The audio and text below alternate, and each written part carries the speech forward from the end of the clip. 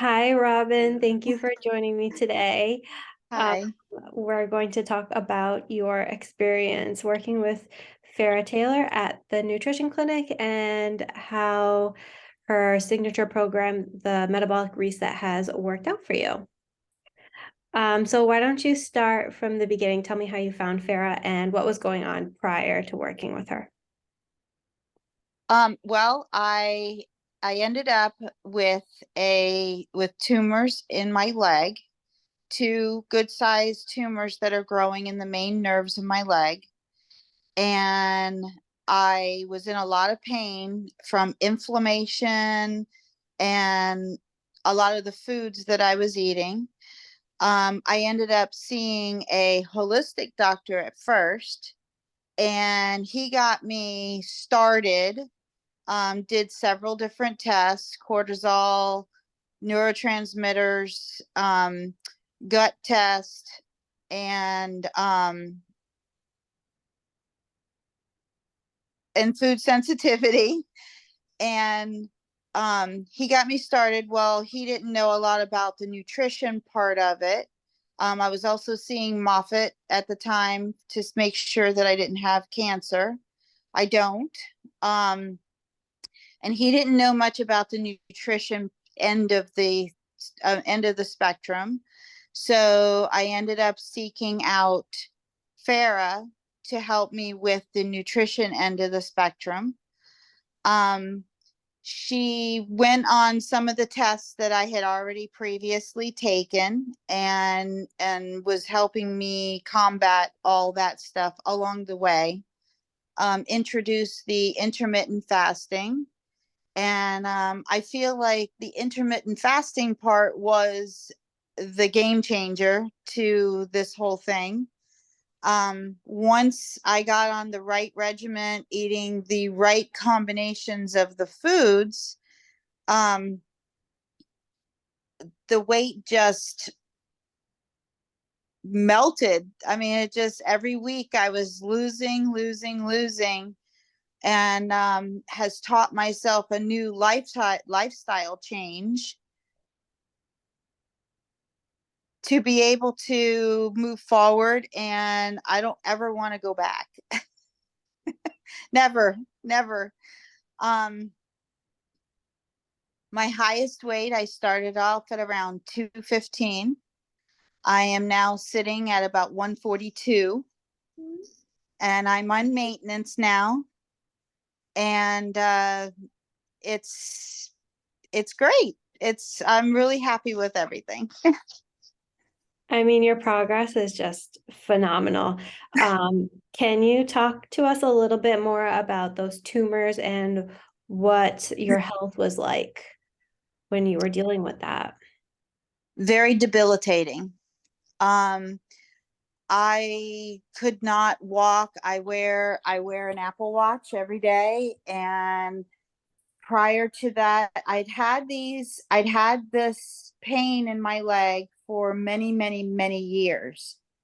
And it just got to a point where I would walk and my leg would actually collapse out from under me, because the nerve would send a signal, because the inflammation, well, what I found out later on, it was actually, the tumors are still there, and they do bother me for sometimes. But I notice when I eat things that have inflammation properties in it, it bothers my leg more. So if I can keep the inflammation down, and that's the key word, inflammation. For me, that's the main focus, is inflammation. If I can keep the inflammation down, I can walk, I can do stairs. But it was getting to a point last year, at this time last year, that I couldn't barely even walk like 2,000 steps a day.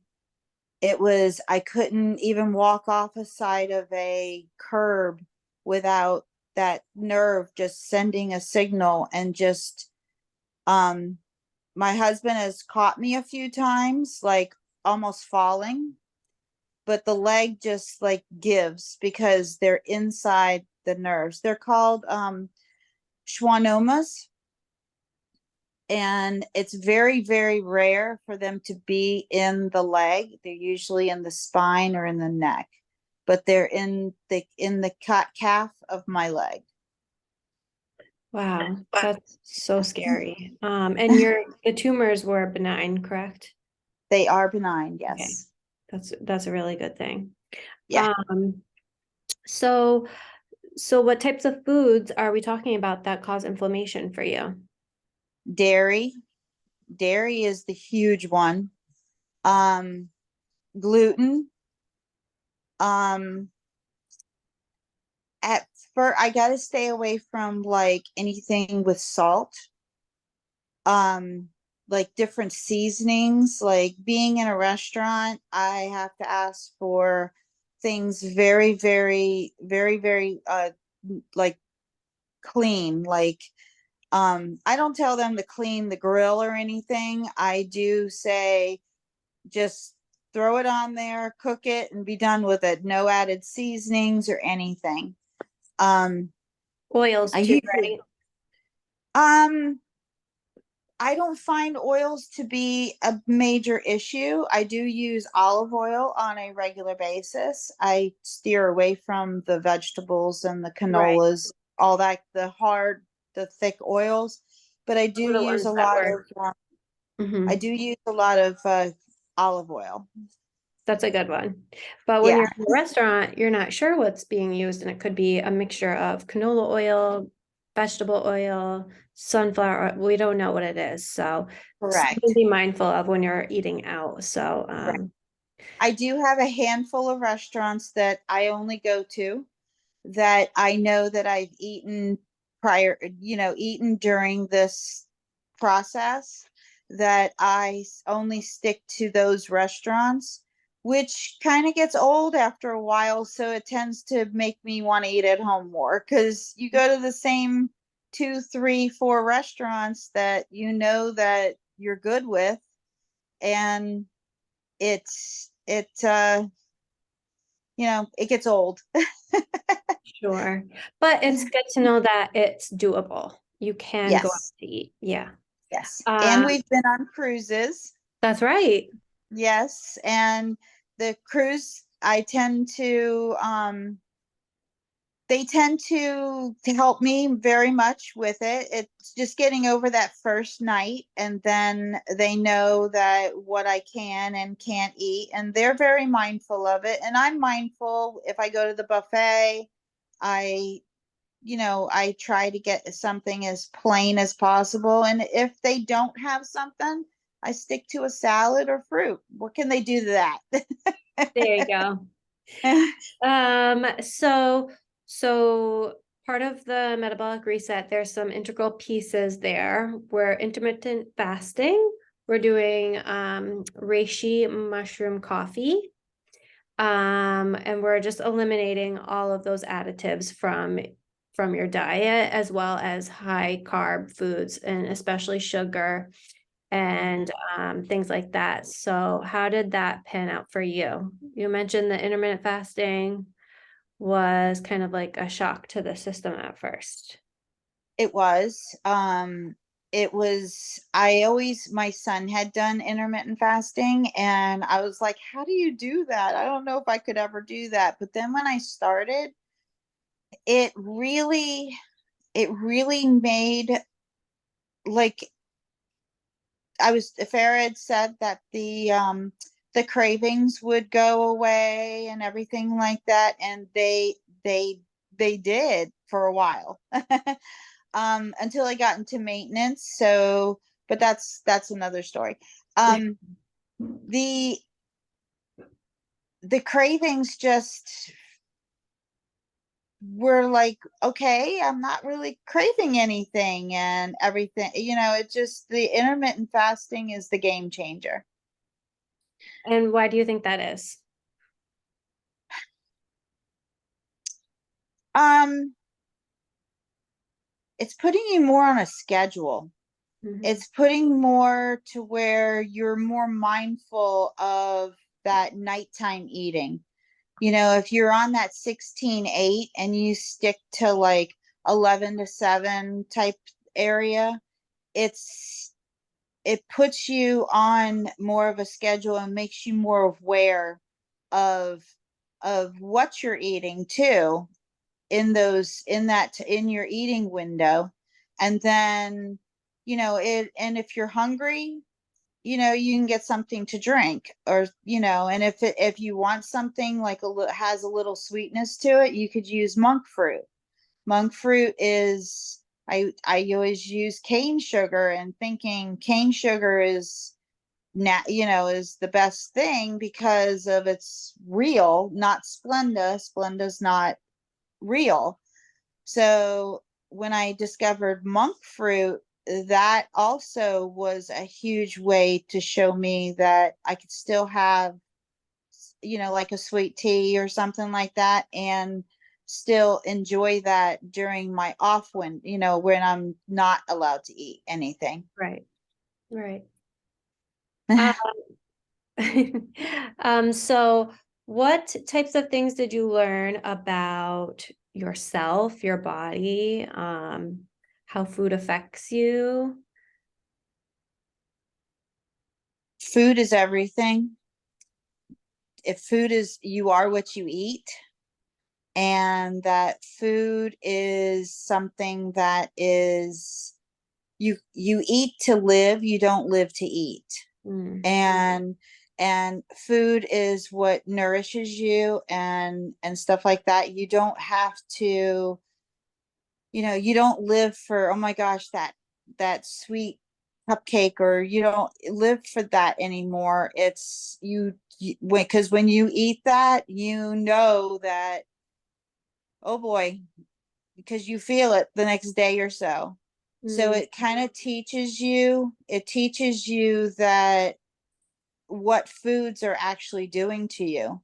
Because when you eat so clean for such a long period of time, and you do put something in that's, oh, let me just have a taste of that, you feel it. You feel exactly what that does to you. And the consequences outweigh I'd rather eat a strawberry than a cupcake, or an orange, or a donut, or because I know what that's going to do to me, and I don't like that feeling. mm. And another piece of the reset is we talk about stress reduction and we focus on sleep and getting into what we call the parasympathetic nervous system. And did any of those things really affect you? And can you kind of talk about that a little bit?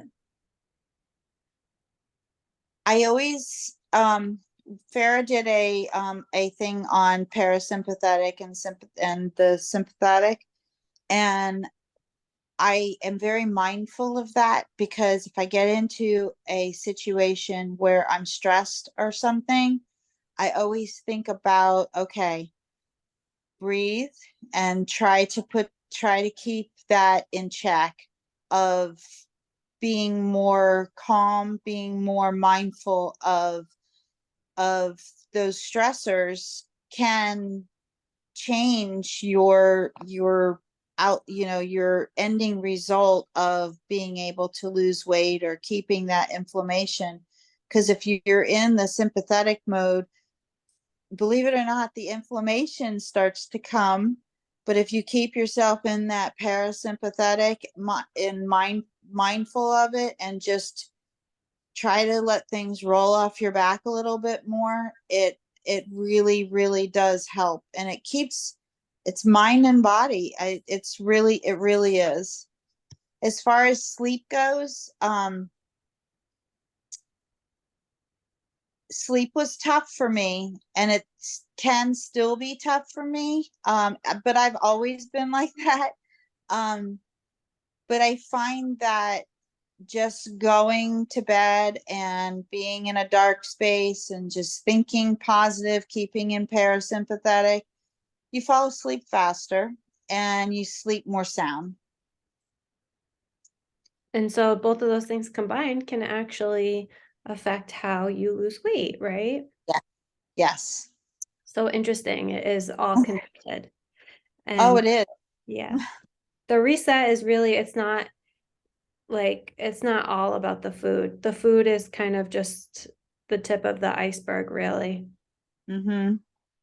And how did you feel about the diet? I mean, you mentioned you had like a slew of food sensitivities, and so how did that fit in for you? And was Farah able to help you navigate all of your sensitivities?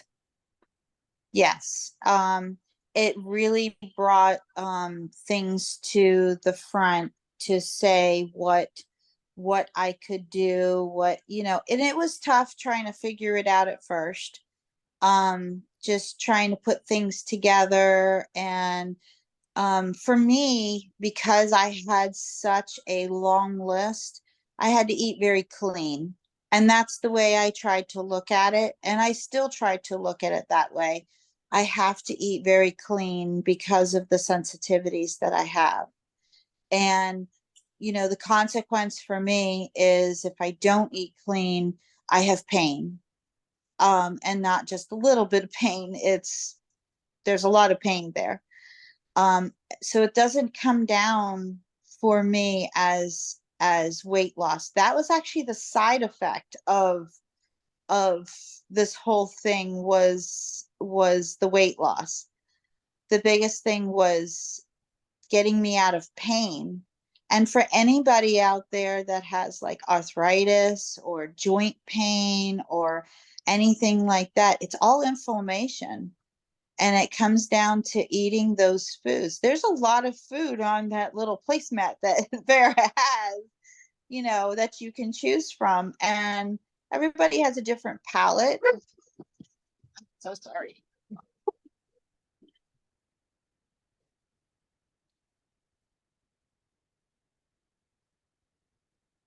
Sorry. Everybody has a different palate. And it's, and there's stuff to choose from on there with no problem, to make sure to stay focused on the program and what to eat. Did you ever have moments of like, oh, I don't know if I can do this anymore? Absolutely. Absolutely. Because it was very daunting at first. But once you get into the groove of things and figure out what you can and what you can't have, and what it would take, but the light bulb moment is when you see not only the scale moving, the light bulb moment is you feeling better and being able to move better and being able to just, your life is different. Like I said, I wasn't even able to, because about a month before I started the whole process, the journey, my husband and I went on a cruise.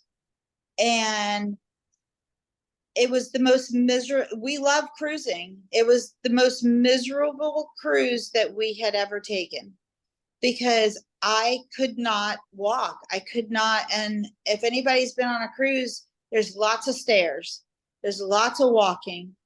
And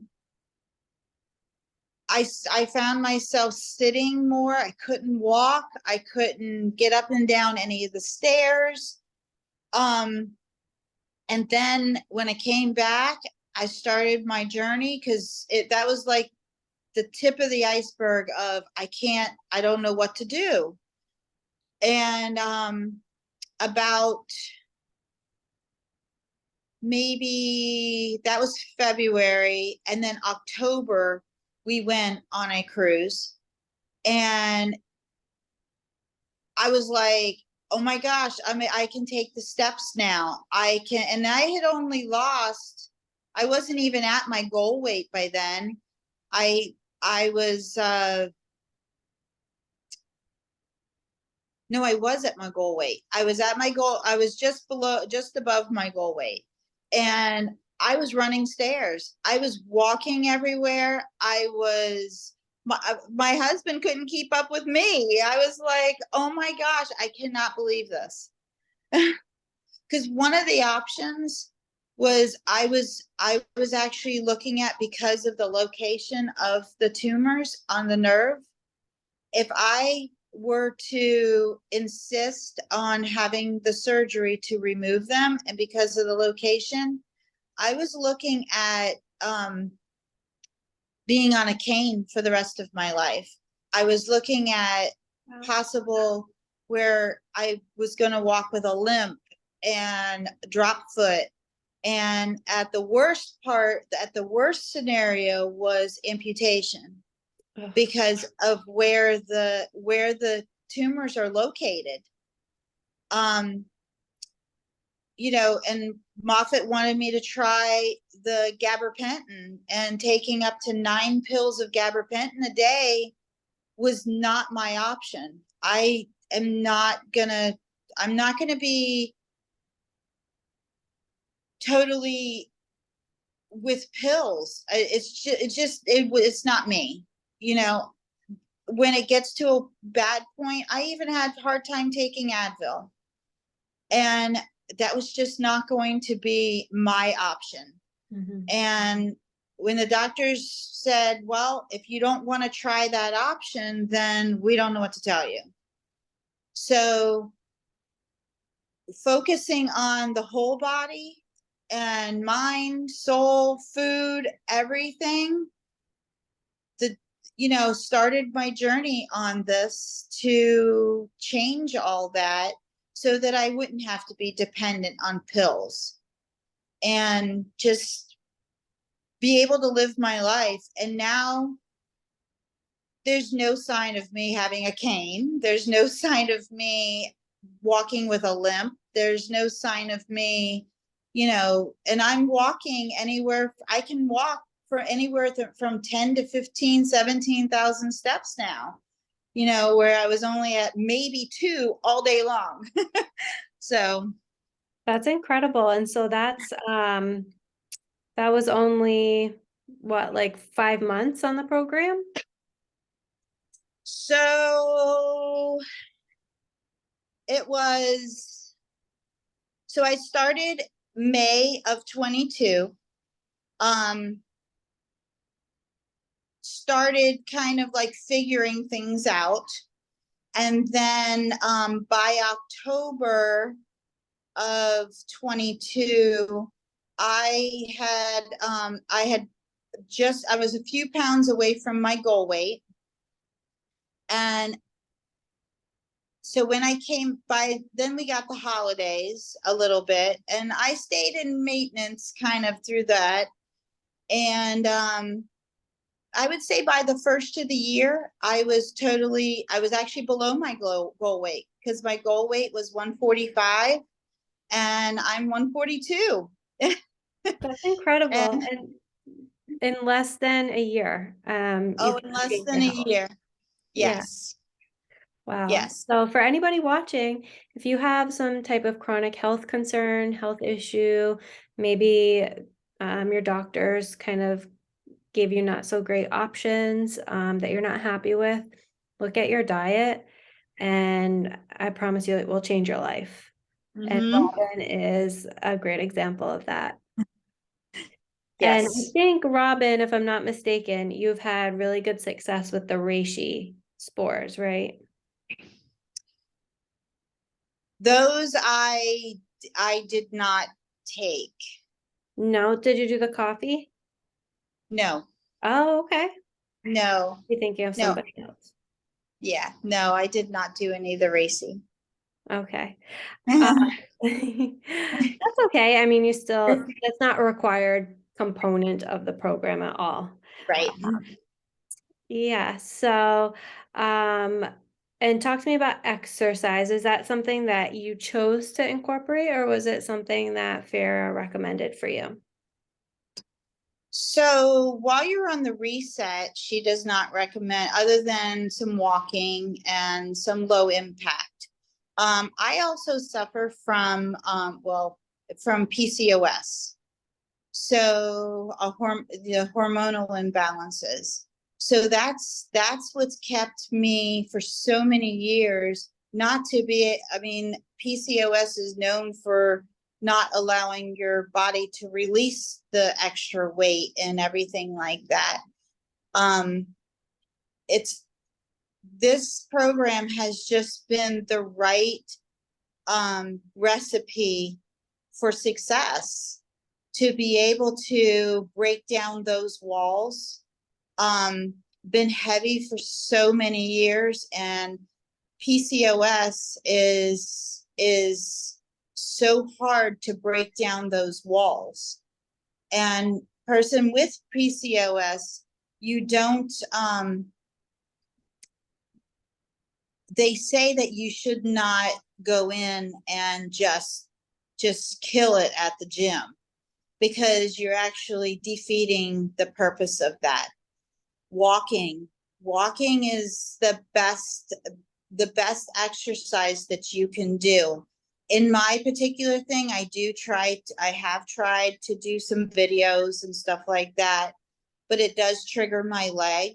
So I kind of steer away from that and stick with walking for 30 minutes, or just finding a friend and getting out and just walking out in nature, and and having just being out there and just walk is the best thing to do.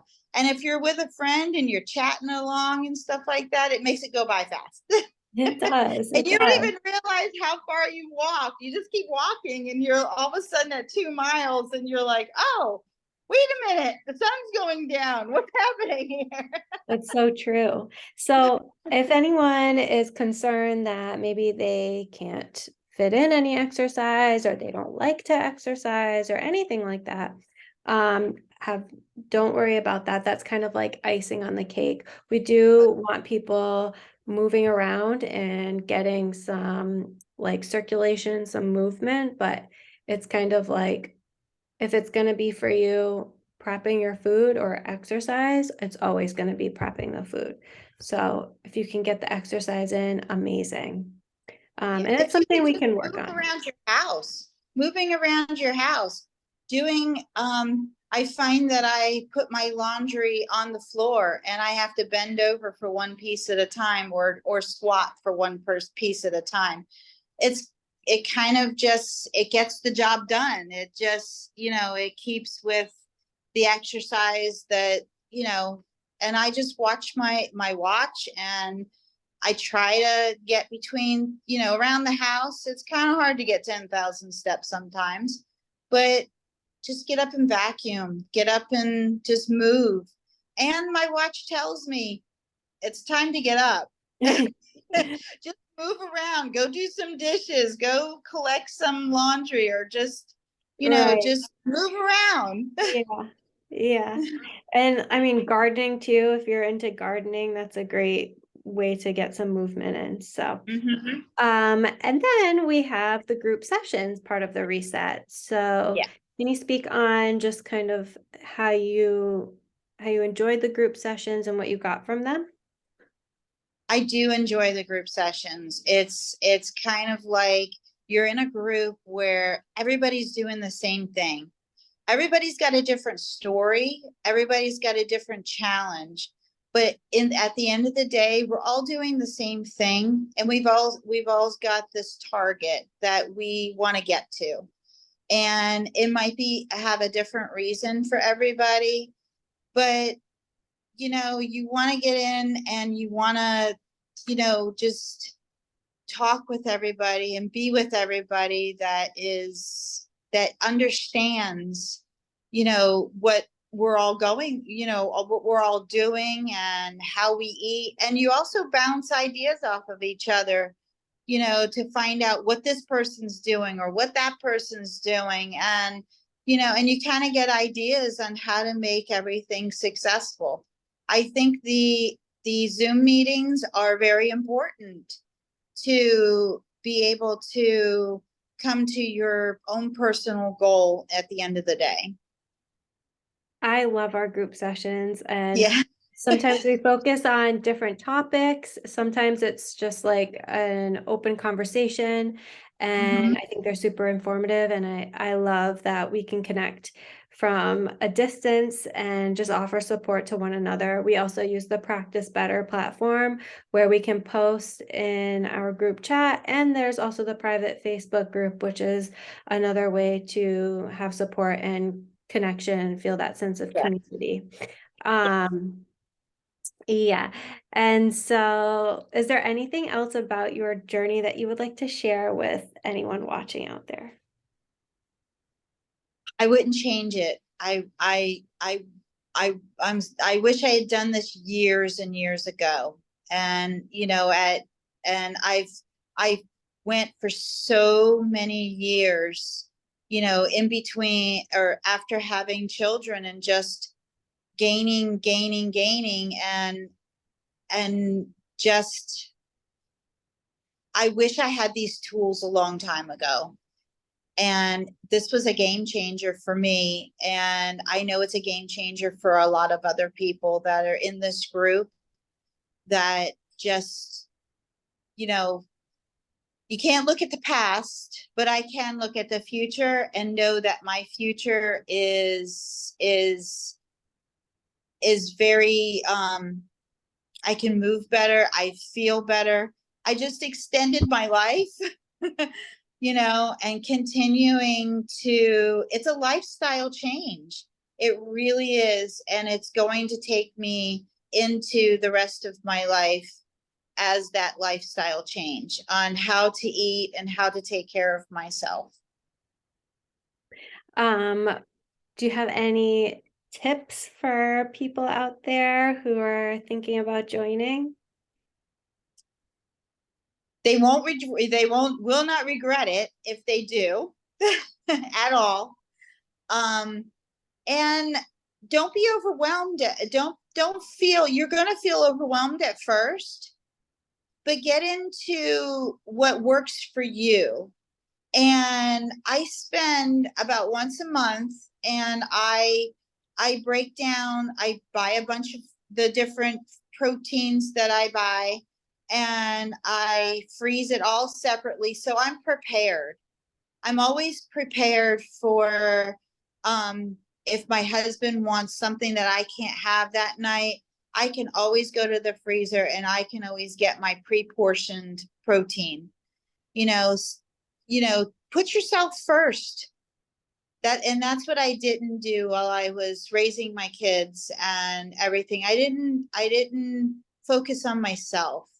I needed you need to focus on yourself, because without mom or dad, where are those kids going to be? And then if you do have small children, start young to teach them the right ways of eating. I love that. I think that's really important because it's not something that is taught in school. Um, No. yeah, there's just a lack of knowledge and education about proper nutrition and how to take care of Mhm. yourself. Yeah. And just remind me, so do you happen to know how many times you went through the reset and the loading phase? For me, I stayed in reset for a long time. I mean, Probably the release phase, I'm sorry. the release phase. I when Ferris started me on the program where the intermittent fasting and all that stuff, I continued it. I didn't stop and start. Oh, wow. I feel that once you get into the swing of process and going from stopping and starting and being in that maintenance phase, if I would have done that maintenance phase in between, like started the process and did that 45-day and then went into, stopped it a little bit and then started again, for me, I needed structure. I needed constant structure to be able just to, this is the way it's going to be. And I continued that. And I kind of still do it, maybe a little bit more lackadaisy on the intermittent fasting. I do anywhere from 12 to 14 hours now. I don't do the full 16 anymore. Um, but I still have that mindset of continuing, because there are people out there that need that structure to be able to be successful. Some people can steer away from that and go in and out of that. Um, but I feel like that would be like an open window. If you're not ready for not a little bit of non-structure, I like the structure. So I stayed in it continuously. And that was okayed by Farah, correct? Yes. Yeah. So But just know, I was only losing, I didn't lose that 5 pounds a week. And that right, was okay with me. Some weeks I lost, and don't focus on the scale. Some weeks I lost ounces. Some weeks I lost 1 to 2. I think the most I lost is 3 pounds in a week. that's a lot. So I stayed very steady. And I think if I was losing too much weight in a week, then I would need to do that maintenance in between. Right. But because I stayed steady with that anywhere from 1 to 3 pounds a week, because that's the norm of losing weight. Correct. Yes. I think Yes, everybody's going to lose weight at a different pace. exactly. And so it's just what's going to be best for you and your body and your health. And so I'm happy that you know that about yourself, that you really needed that structure straight on through, Mhm. and you didn't really need that break. Right, So just know that the program is completely flexible, and that's the beauty of going to see a registered dietitian, a holistic registered dietitian like right. Farah. She's going to personalize it to you and make sure that you are all set and taken care of. And I think that's a wonderful thing. And And she she's just a message away. You just message exactly her, ask a question. She will get right back to you. If you have any concerns or you feel like you're losing too much, she will adjust what she needs to adjust along the way. for sure. If anyone out there is listening and is on the fence, unsure if they can do it, what would you say to them? Do it. It's you won't be disappointed. It's life changing, and you will not regret it. It is definitely as part of putting yourself first. And if you feel like, oh, it's not my time, I don't have time or whatever, you know what? You have to make time for yourself, especially when you're raising children, or it's the hustle and bustle of, you have to eat. So if you're going to eat, you might as well eat healthy. There you go. That's so true. Well, thank you for joining me today, Robyn, and for sharing your story. Um, Thank you. it was a pleasure. Thank you.